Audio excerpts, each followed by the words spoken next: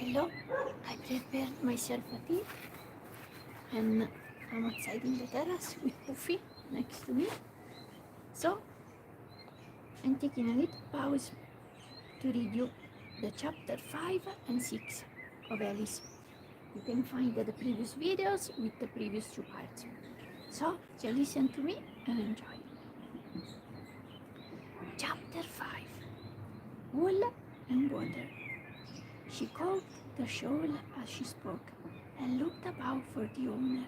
In another moment, the White Queen came running wildly to the wood, with both arms stretched out wide, as if she were flying, and Alice were civilly went to meet her with the shawl. And Alice very civilly went to meet her with the shawl. I'm very glad I happened to be in the way, Alice said, as she helped her to put on her shawl again. The White Queen only looked at her in a helpless, frightened sort of way, and kept repeating something in a whisper to herself that sounded like bread and butter, bread and butter. And Alice felt that if there was to be any conversation at all, she must manage it herself. So she began rather timidly. Am I addressing the White Queen?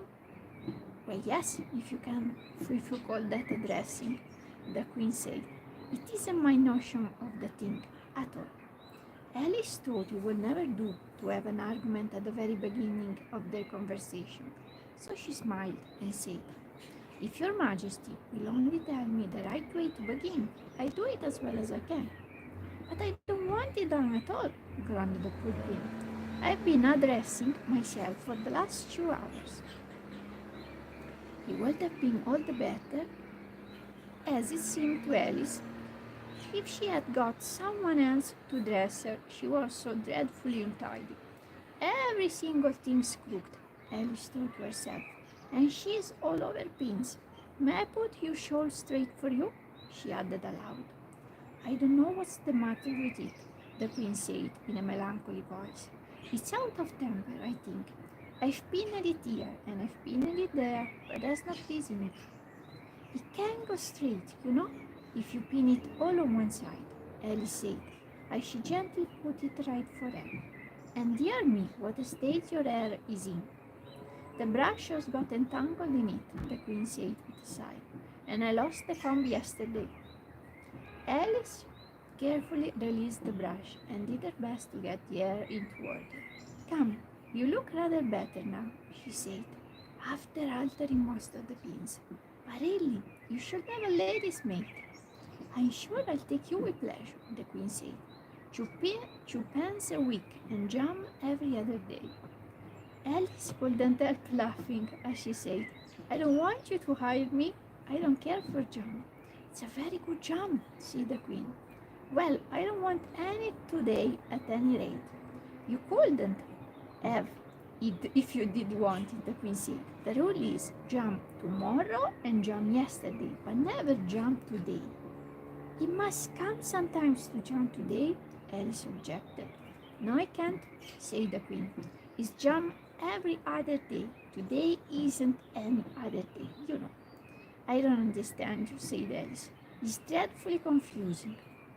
That's the effect of living backwards, the Queen said kindly. It always makes one a little giddy at first. Living backwards? Alice repeated in great astonishment. I never heard of such a thing. Excuse me, I sip a little bit more.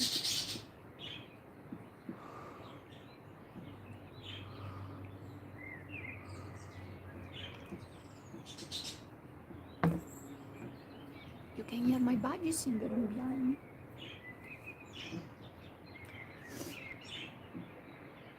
But that's one great advantage in it, that one's memory works both ways.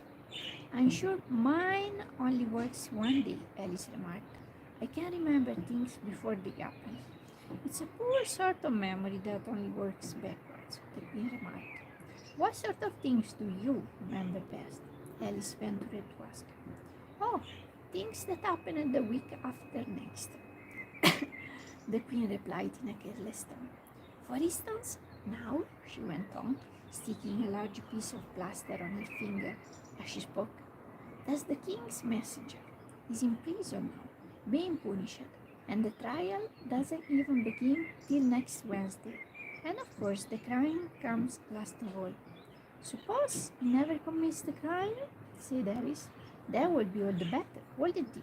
The queen said, as she bound the plaster around her finger with a bit of ribbon. Alice felt there was no denying that. Of course, it would be all the better, she said, but it wouldn't be all the better is being punished. You're wrong there, at any rate, said the queen.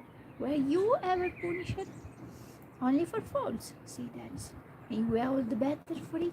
I know, the queen said triumphantly. Yes, but then I had done the things I was punished for, said Alice. That makes all the difference. But if you hadn't done them, the queen said, that would have been better still, better and better and better.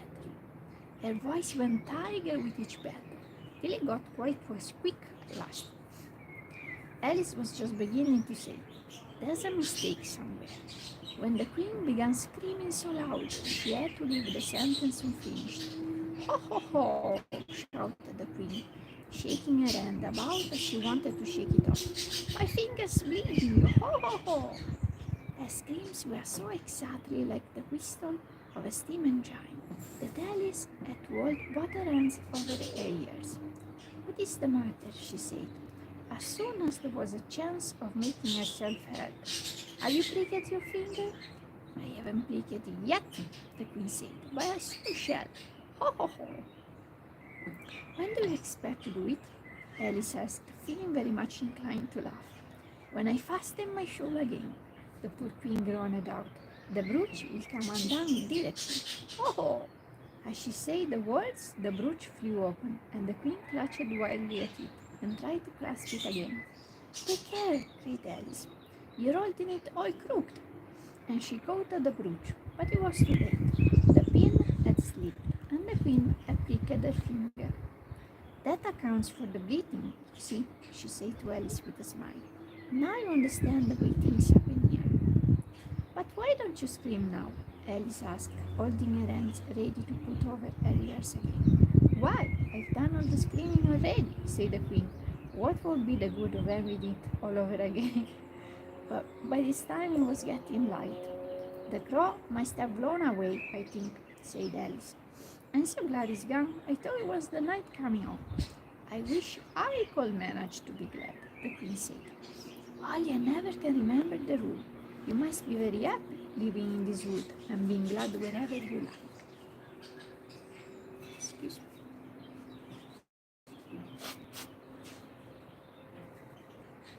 Only it is so very lonely here, Alice said in a melancholy voice.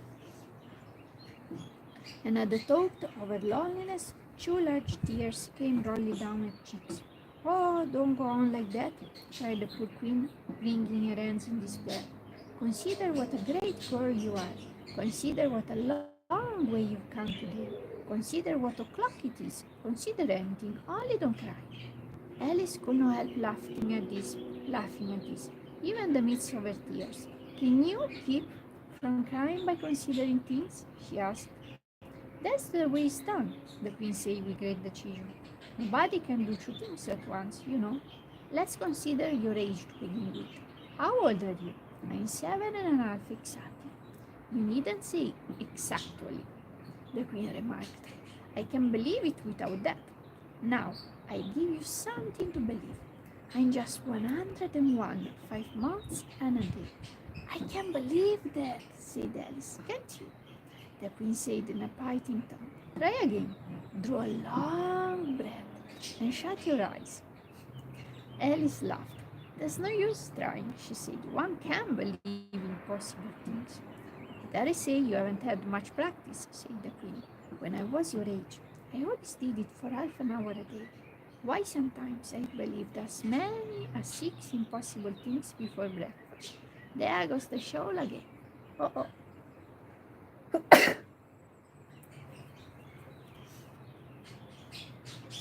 The brooch had come undone as she spoke, and a sudden gust of wind blew the queen's shawl across the little brooch. The queen spread out her arms again and went flying after it.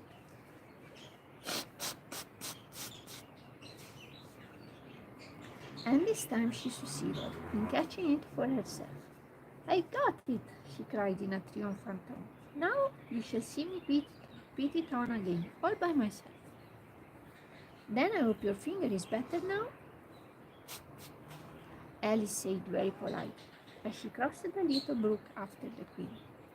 Oh, much better, cried the queen, her voice rising to a squeak as she went on. Much better, better, better, better. The last word ended in a long blab.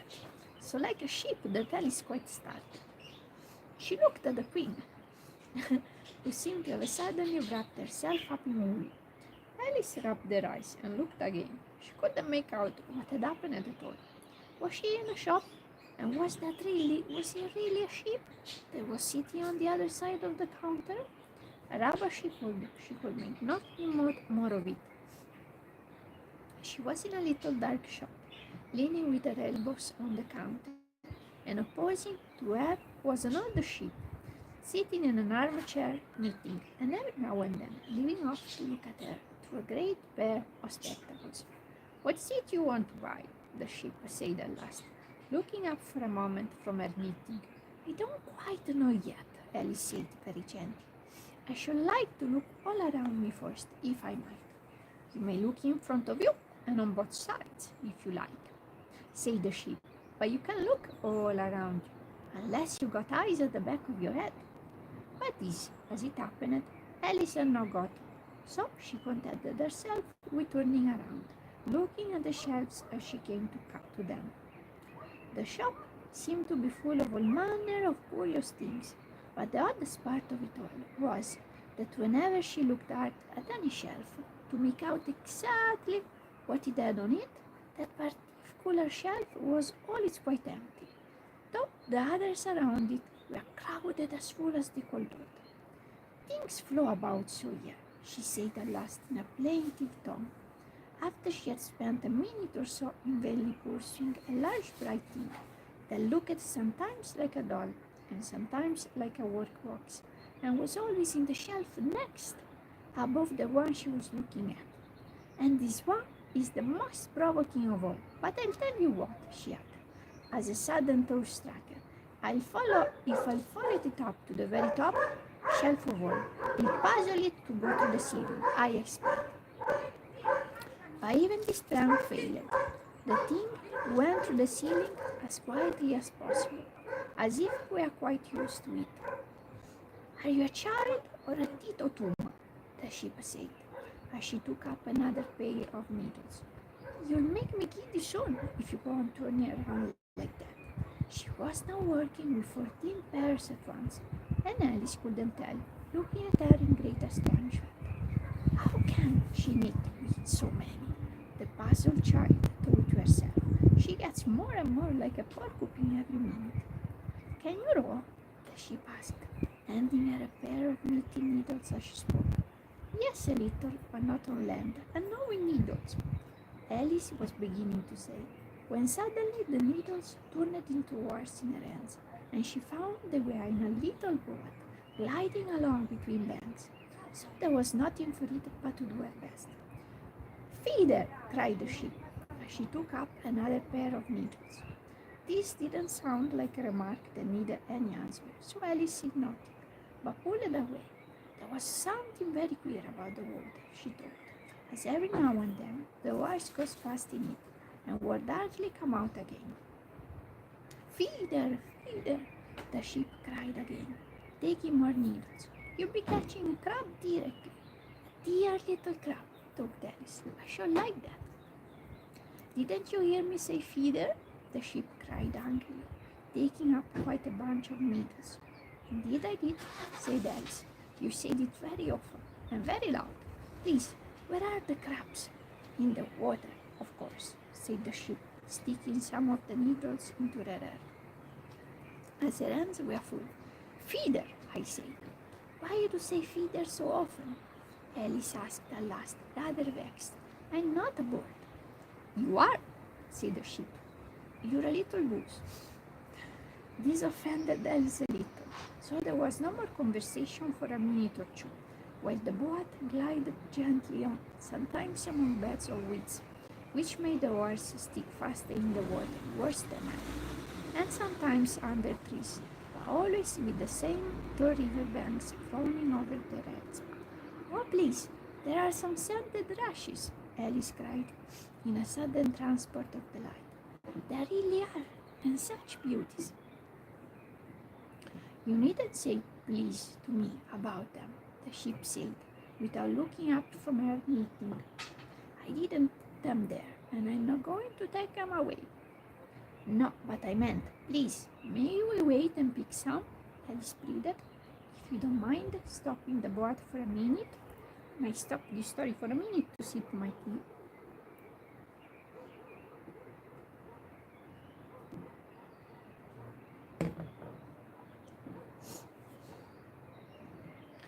How am I to stop it? Said the ship.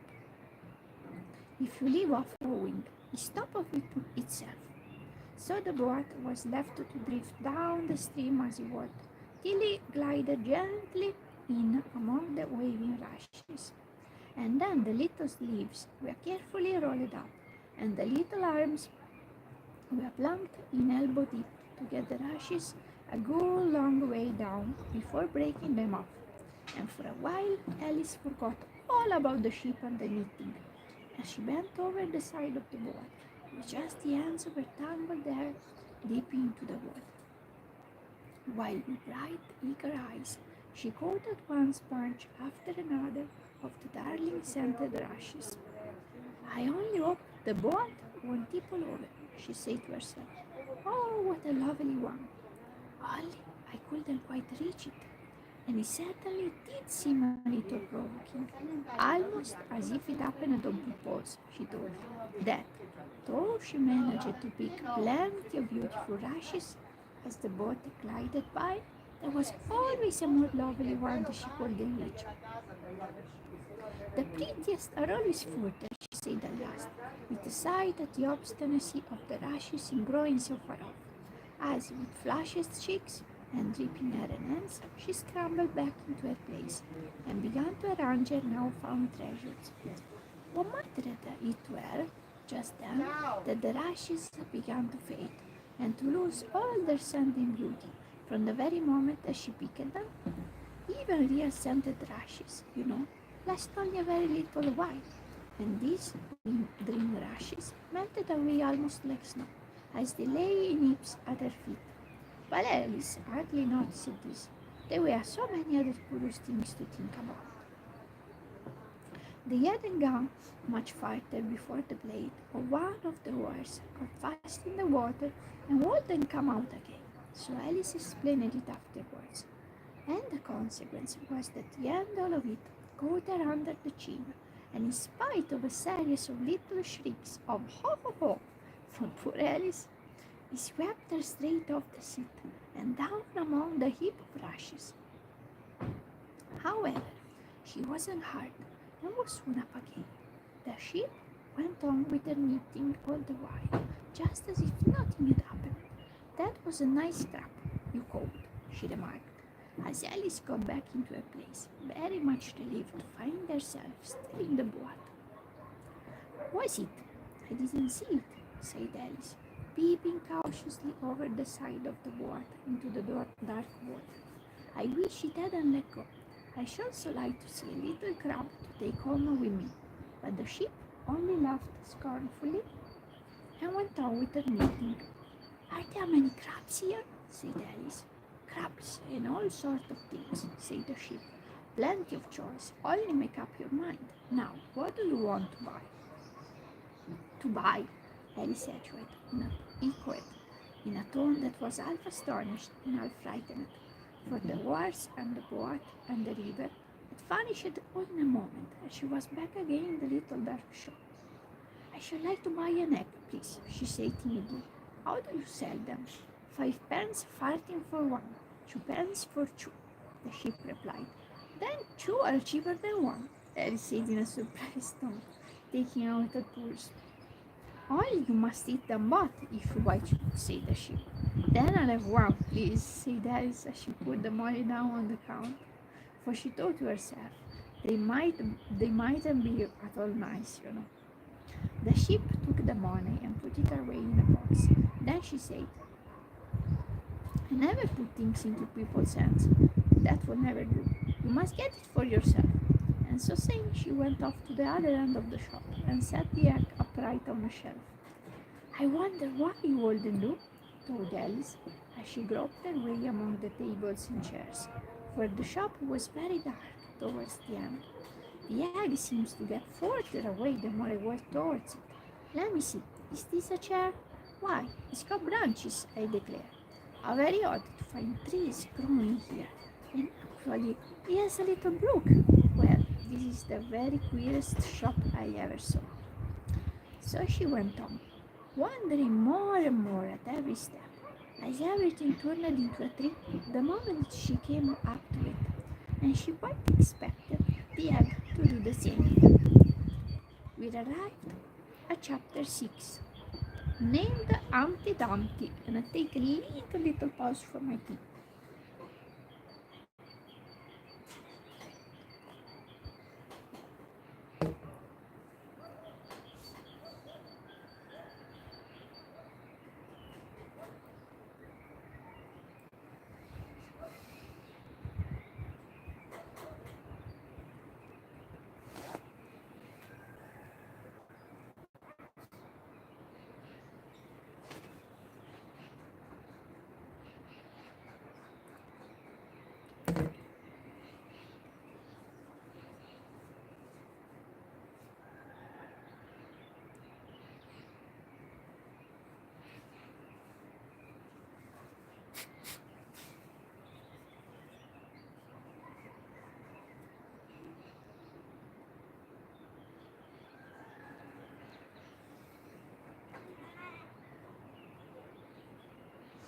So,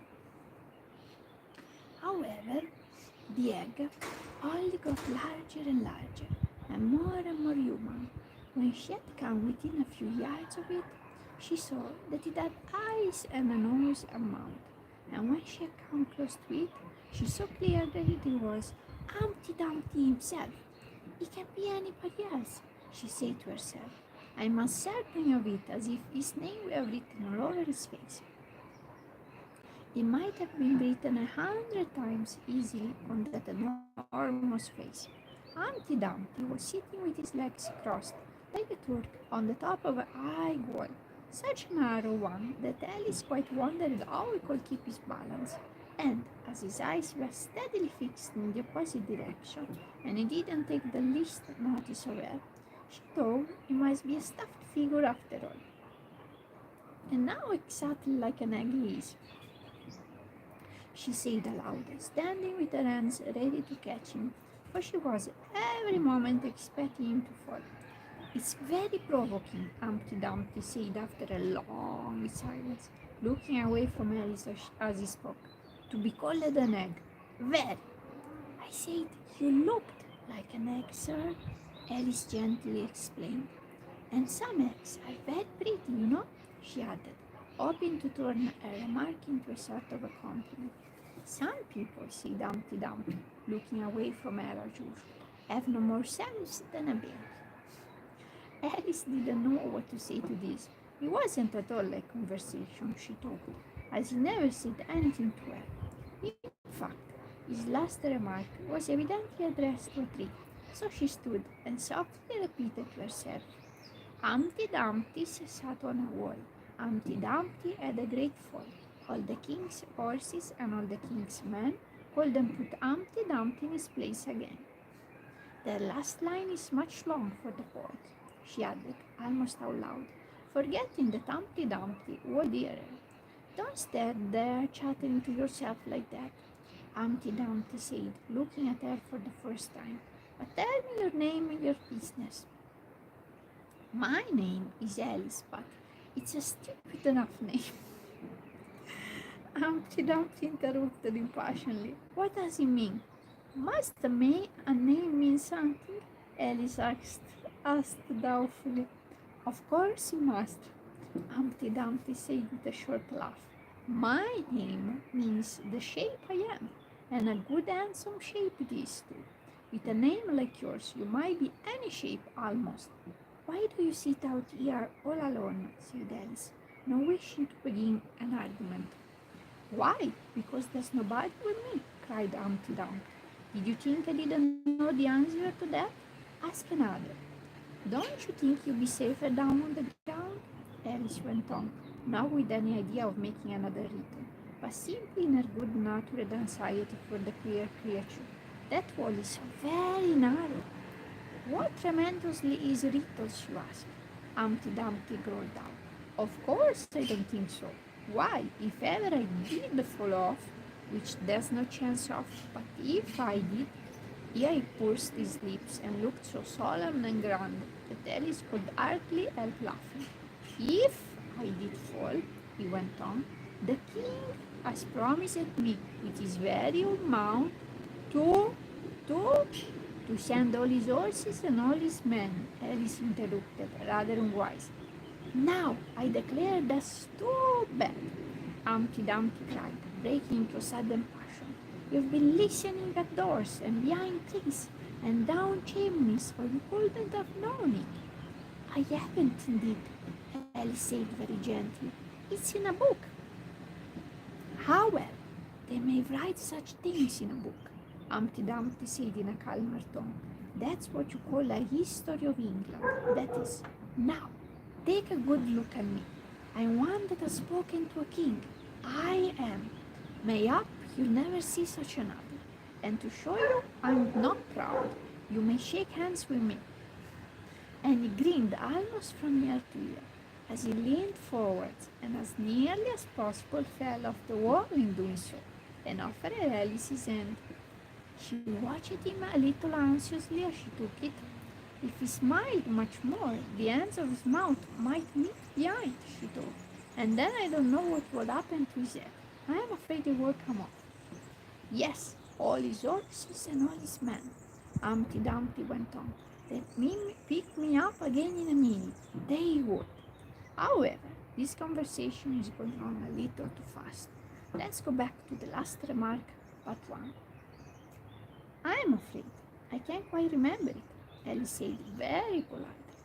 In that case, we start afresh, said Humpty Dumpty. And it's my turn to choose a subject. He talks about it just as if it's a game, thought Alice. So here's a question for you. How old did you say you were? Alice made a short calculation and said, 7 years and 6 months. Wrong! Humpty Dumpty exclaimed triumphantly. You never said a word like it. I thought you meant how old are you, Alice explained. If I meant that, I'd have said it, said Humpty Dumpty. Alice didn't want to begin another argument, so she said nothing. 7 years and 6 months, Humpty Dumpty repeated thoughtfully. An uncomfortable sort of age. Now, if you'd asked my advice, I'd have said, leave off at 7. It's too late now. I never asked advice about growing, Alice said indignantly. Too proud? The other inquired. Alice felt ever more indignant at this suggestion. I mean, she said, that one can't help growing older. One can't, perhaps, said Humpty Dumpty. But you can. With proper assistance, you might have left off at 7. What a beautiful bet you've got on, Alice suddenly remarked. They had had quite enough of the subject of age, she thought, and if they really were to take turns in choosing subjects, it was her turn now. A list, she corrected herself on second thoughts. Beautiful cravat, I should have said. No, a belt, I mean. I beg your pardon, she added in dismay, for Humpty Dumpty looked truly offended, and she began to wish she hadn't chosen the subject. If I only knew, she told herself, which was neck and which was waist. Evidently, Humpty Dumpty was very hungry, though he said nothing for a minute or two. When he did speak again, he was in a deep growl. It is a most provoking thing, he said at last, when a person doesn't know a cravat from a belt. I know, it's very ignorant of me, Alice said, in so humble a tone that Humpty Dumpty relented. It's a cravat, child, and a beautiful one, as you say. It's a present from the king, the White King and Queen. There now. Is he really? Said Alice, quite pleased to find that she had chosen a good subject after all. They gave it to me, Humpty Dumpty continued thoughtfully, as he crossed one knee over the other and clasped his hands around it. They gave it me for an unworthy present. Beg your pardon? Alice said with a puzzled air.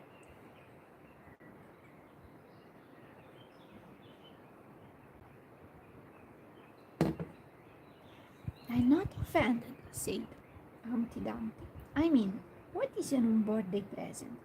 A present given when it isn't your birthday, of course. Alice considered a little. I like birthday presents best, she said at last. You don't know what you're talking about, cried Humpty Dumpty. How many days are there in a year? 365, said Alice. And how many birthdays have you? One. And if you take one from 365, what remains? 364, of course. Humpty Dumpty looked doubtful. I'd rather see that done on paper, he said. Alice couldn't help smiling as she took out her memorandum book and worked the sum for him. Humpty Dumpty took the book and looked at it carefully.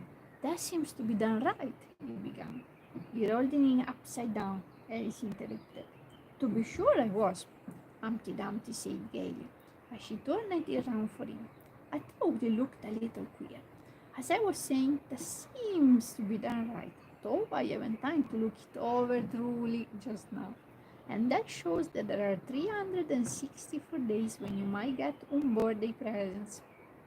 Certainly, said Alice. And only one for birthday presents, you know. That's glory for you. I don't know what you mean by glory, Alice said. Humpty Dumpty smiled contemptuously. Of course you don't. Till I tell you. I meant, there's a nice knockdown argument for you. But glory doesn't mean a nice knockdown argument, Alice objected.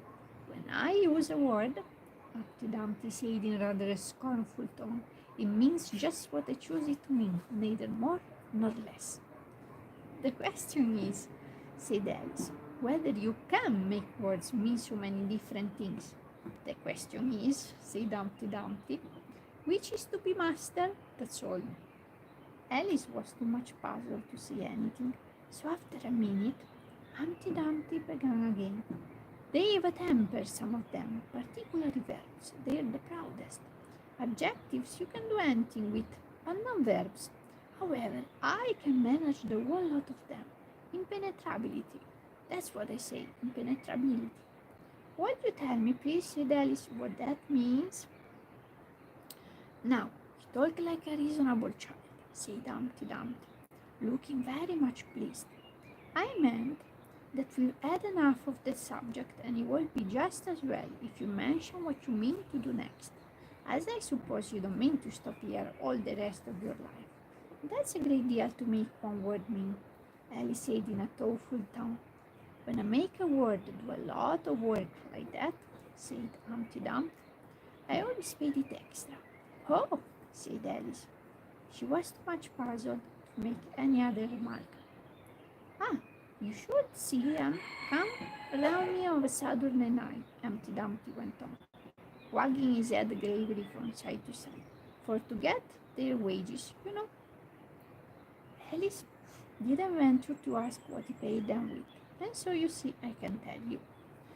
You seem very clever at explaining words, sir, Alice said. Would you kindly tell me the meaning of the poem called Jabberwocky? Let's hear it, said Humpty Dumpty.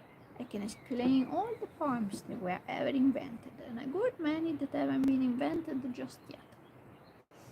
This sounded very awful, so Alice repeated the first verse. It was brillig, and the slightly toves did gyre and gimble in the web. All memes we had the borogoves, and the mom rats out grave. That's enough to begin with, Humpty Dumpty interrupted. There are plenty of other words there. Brillig means 4 o'clock in the afternoon, the time when you begin broiling things for dinner. That'll do very well, said Alice. And slightly? Well, slightly means light and slimy. Light is the same as active, You see, it's like a portmanteau.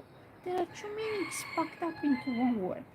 Ah, I see it now, Alice remarked thoughtfully. What are toes? Well, toes are something like badgers. There's something like lizard. And there's something like corkscrews. They must be very curious looking creatures. They are that, said Humpty Dumpty. Also, they make their nests under sandals. Also, they live on cheese. What's the gear and gimbal? To gear is to go around and around like a gyroscope. To gimbal is to make holes like a gimlet. And the weight is the grass plow plot around the sundial, I suppose, said Alice, surprised at her own ingenuity. Of course it is. It's called weight, you know, because it goes a long way before it, and a long way behind it, and a long way beyond it on each side, Alice added.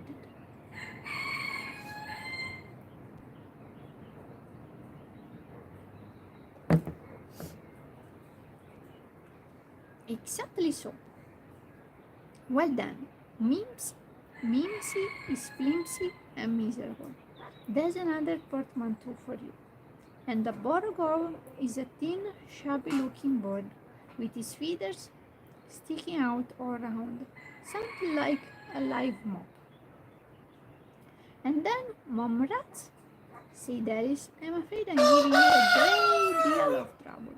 Well, a rat is a sort of green pig, but Mom, I'm not certain about. I think it's short from Mom, meaning that they lost their way, you know. And what does outgrade mean? Well, outgrabbing is something between bellowing and whistling, with a kind of sneeze in the middle. However, you really don't make down in the wood yonder. And when you once heard it, you'll be quite content. Who's been repeating all that hard stuff to you? I read it in a book, said Alice, but I had some poetry repeated to me, much easier than that. By Tweedledee, I think it was. As to poetry, you know, I've never finished this chapter, said Humpty Dumpty, stretching out one of his great hands. I can repeat poetry as well as other folk, if it comes to that. Oh, it needn't come to that, Alice hastily said, hoping to keep him from beginning. The piece I'm going to repeat, he went on without noticing her remark, was written entirely for your amusement. Alice felt that in that case she really ought to listen to it, so she sat down and said thank you, rather sadly. In winter, when the fields are white, I sing this song for your delight. Only I don't sing it, he added as an explanation. I see you don't, said Alice. If you can see whether I'm singing or not, you've sharper eyes than most, Humpty Dumpty remarked severely. Alice was silent. In spring, when woods are getting green, I'll try and tell you what I mean. Thank you very much, said Alice. In summer, when the days are long, perhaps you'll understand the song. In autumn, when the leaves are brown, take pen and ink and write it down. If I will, I can remember it so long, said Alice. You needn't go making remarks like that, Humpty Dumpty said. They're not sensible, and they put me out. I sent a message to the fish. I told them this is what I wish. The little fishes of the sea, they sent an answer back to me. The little fish's answer was, we cannot do it, sir, because... I'm afraid I don't quite understand, said Alice. It gets easier further on, Humpty Dumpty replied. I sent to them again to say it will be better to obey. The fishes answered with a grin, why, what a temper you are in. I told them once, I told them twice, they will not listen to advice. I took a kettle large and new, fit for the deed I had to do. My heart went hop, my heart went thump, I filled the kettle at the pump. Then someone came to me and said, the little fishes are in bed. Say to him, I said it plain, that you must wake them up again. I said it very loud and clear. I went and shouted in his ear. Humpty Dumpty raised his voice, almost to a scream, as he repeated this verse. And Alice thought with a shudder, I wouldn't have been the messenger for anything. was very stiff and proud. He said, "You didn't shout so loud." And he was very proud and stiff. He said, "I go and wake them if—" I took a corkscrew from the shelf. I went to wake them up myself. And when I found the door was locked, I pulled and pushed and kicked and knocked. And when I found the door was shut, I tried to turn the handle, but there was a long pause. "Is that all?" Alice timidly asked. "That's all," said Humpty Dumpty. "Goodbye." This was rather sudden, Alice thought. After such a very strong hint that she ought to be going, she felt that it would hardly be civil to stay. So she got up and held out her hand. "Goodbye, till we meet again," she said as cheerfully as she could. "I shouldn't know you again if we did meet," Humpty Dumpty replied, in a discontented tone, giving her one of his fingers to shake. "You're so exactly like other people." "The face is what one goes by, generally," Alice remarked in a thoughtful tone. "That's just what I complain of," said Humpty Dumpty. "Your face is the same as everybody else.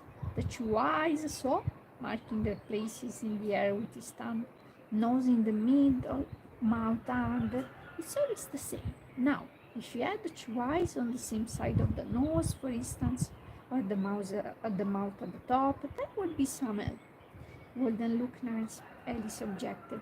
But Humpty Dumpty only shut his eyes and said, "Wait till you've tried." Alice waited a minute to see if he would speak again, but as he never opened his eyes or took any further notice of her, she said goodbye once more, and, getting no answer to this, she quietly walked away. But she couldn't help saying to herself as she went, "Of all the unsatisfactory," she repeated this aloud, as it was a great comfort to have such a long word to say. "Of all the unsatisfactory people I ever met." She never finished the sentence, for at this moment a heavy crash shook the forest from end to end. And the next chapter will be chapter 7, The Lion and the Unicorn. I don't know if that crash was the egg falling down. No, I don't think. That we will read the next time. I hope you enjoyed it. You like the view. Bye.